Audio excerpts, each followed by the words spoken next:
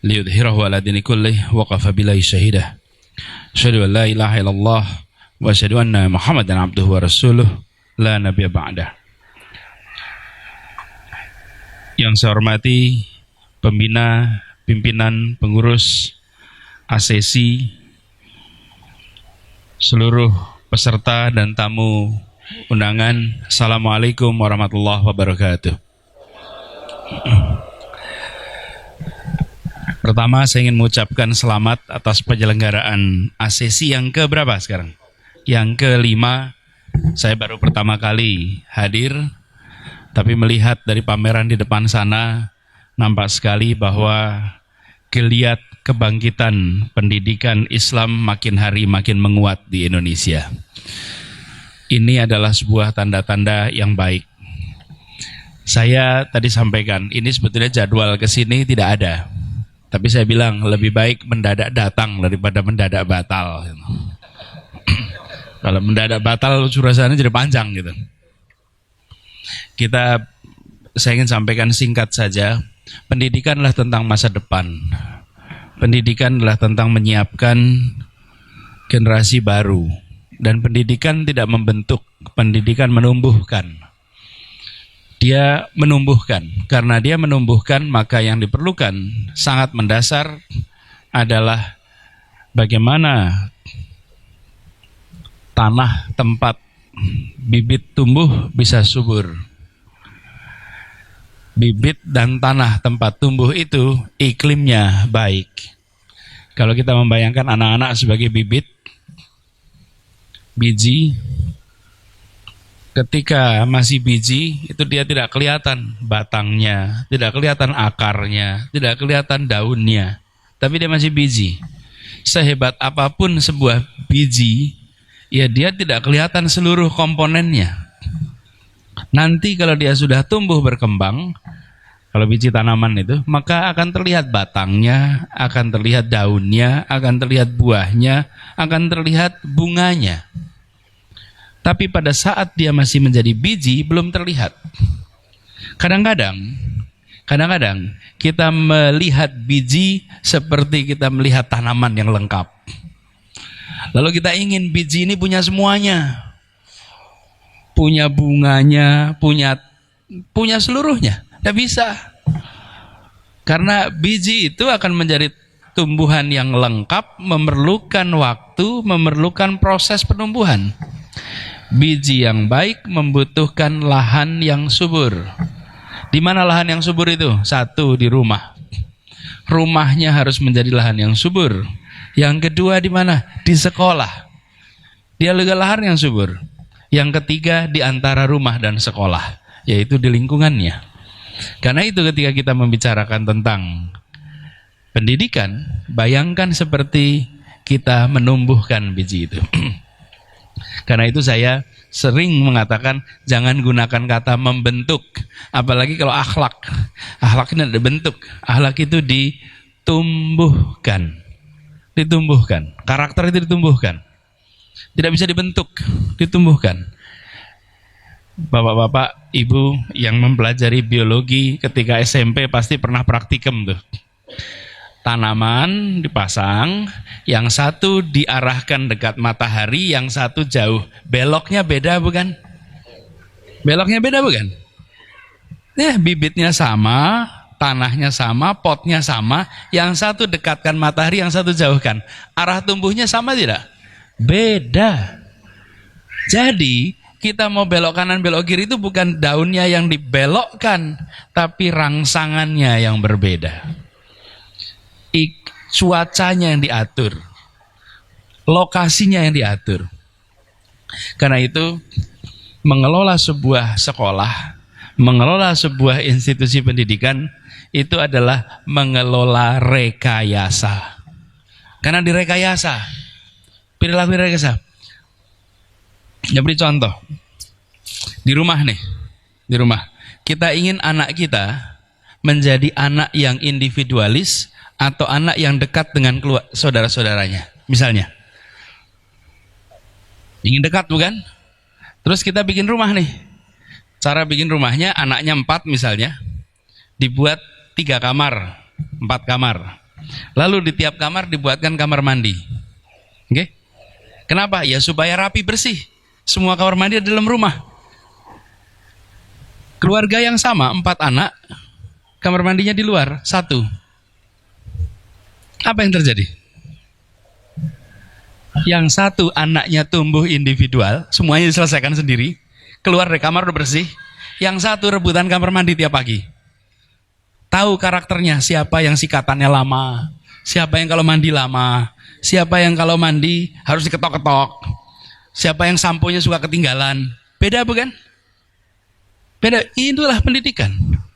Jangan dibayang pendidikan itu sesuatu yang tertulis, dibaca, dihafal, diuji. Pendidikan adalah proses pembiasaan.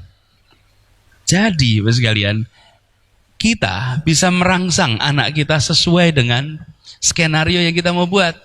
Karena itu kemewahan keluarga dan kemewahan institusi pendidikan adalah dia bisa membuat aturan main yang membentuk perilaku. Bisa. Dan itulah kehebatan saya berharap sekolah-sekolah yang hari ini pameran dan Bapak Ibu semua yang bergerak di dunia pendidikan memikirkan rekayasa itu. Karena perilakunya direkayasa. Bahkan mengaturnya juga begitu. Seringkali sekolah kita hari ini anaknya abad 21, gurunya abad 20, ruang kelasnya abad 19. Nah, bahkan abad 17 ruang kelasnya. Ngaturnya masih begini nih, dari zaman 10 abad yang lalu mungkin begini bentuk sekolah itu, bentuk kelas itu. Sekarang udah berubah. Jadi kalau mau memikirkan sekolah, pendidikan, pikirlah masa depan. Rekayasalah untuk masa depan. Umat Islam sering gagal berhasil bukan mampu atau tidak mampu, tapi mengantisipasi perubahan atau tidak mengantisipasi perubahan. Ini PR-nya. Karena itu kalau mengukur keberhasilan anak-anak kita sekarang jangan dilihat hari ini. Tadi saya gambarkan biji, bukan? Hari ini bijinya dinilai. Sudah biji belum ada apa-apa. Nanti ketika dia sudah tumbuh besar baru terlihat, baru kualitas buahnya bisa dinilai. Baru kualitas daunnya, kualitas batangnya bisa dinilai. Hari ini dia masih biji. Karena itu jangan terlalu puas dengan penilaian hari ini. Penilaiannya besok. Karena inilah proses penumbuhan. Dari hari ini bisa dibuat trajektori. Trajektori itu bisa diproyeksikan ke depan. Nah, saya berharap kita yang mengelola lembaga-lembaga pendidikan jangan puas dengan ukuran hari ini. Jangan puas. Dan siapkan masa depan. Disebutkan di dalam proyeksi pendidikan abad 21 ada 3 komponen utama yang mendasar. Nomor 1 adalah karakter, akhlak. Nomor 1. Ini diakui dunia, bukan kita. Ini dunia, karakter. Tanpa karakter berat. Karakter itu ada 2. Karakter moral dan karakter kinerja. 2. Karakter moral, iman, takwa, jujur, rendah hati. Karakter moral.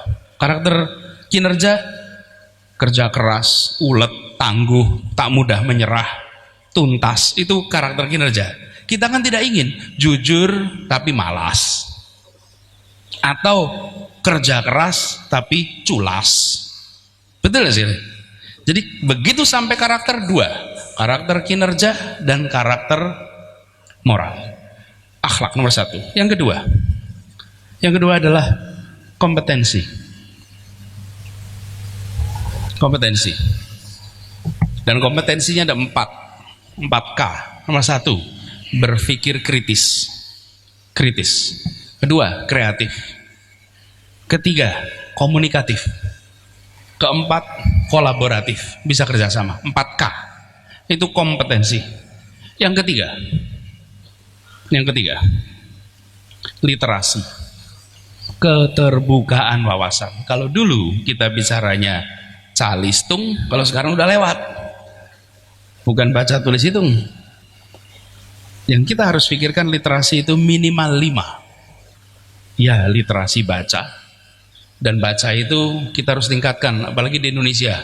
Di Indonesia ini minat baca tinggi, tapi daya baca rendah.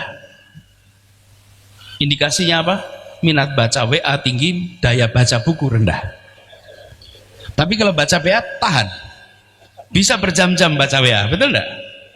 Itu namanya minatnya ada, tapi dayanya rendah. Begitu tulisan agak panjang, skip. Betul enggak? Nah, iya. Buku agak gede, mundur langsung. Itu daya baca rendah. Daya baca dilatih, literasi. Literasi budaya, literasi teknologi, literasi keuangan. Jadi Ibu sekalian, 3 komponen itu yang disebut sebagai proyeksi kebutuhan masa depan bagi anak-anak kita. Yang pertama tetap fundamennya adalah karakter, akhlak, tapi kompetensinya jangan hilang. Hari ini anak-anak kita diuji, diberi kertas berisi pertanyaan ujian, betul ya? Diminta menjawab. Yang jawabannya nilainya bagus yang apa? Betul, tapi yang jawabannya bagaimana? Yang paling mirip dengan yang diajarkan, betul enggak? Iya kan? Yang paling mirip dengan yang diajarkan itulah yang benar. Iya enggak? Di masa depan ujiannya adalah dikasih lembar kosong, kerjakan semau Anda. Kerjakan semau Anda. Lalu anak kita bingung, nggak bisa jawab. Bingung, nggak bisa jawab. Kekalahkan umat Islam banyak di urusan seperti ini. Banyak di urusan seperti ini. Karena tidak mempersiapkan perubahan itu. Pertanyaannya nggak ada lagi, kasih lembar kosong. Kalau hari ini ditanya mau jadi apa, besok sekolah-sekolah ini tidak boleh lagi tanya kalian mau jadi apa. Jangan tanya nanti kalau besar mau membuat apa,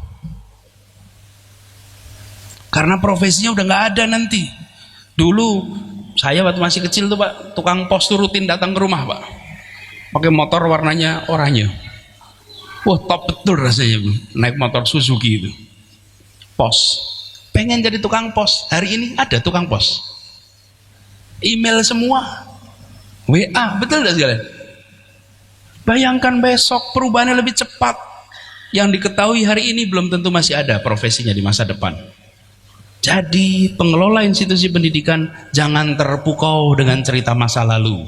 Gelisahlah dengan masa depan. Gelisahlah dengan sekolah-sekolah terbaik dunia hari ini. Jangan puas dengan melihat masa lalu kami sudah seperti ini. Bukan, masa depan. Dan ini teman-teman, saya sampaikan sebagai bagian dari kita bersiap. Kemenangan itu dipersiapkan di ruang-ruang keluarga dan di ruang-ruang kelas. Di situ kebangkitan umat akan terjadi. Di ruang-ruang keluarga dan di ruang-ruang kelas. Kalau itu dikerjakan dengan serius, 3 komponen tadi disiapkan.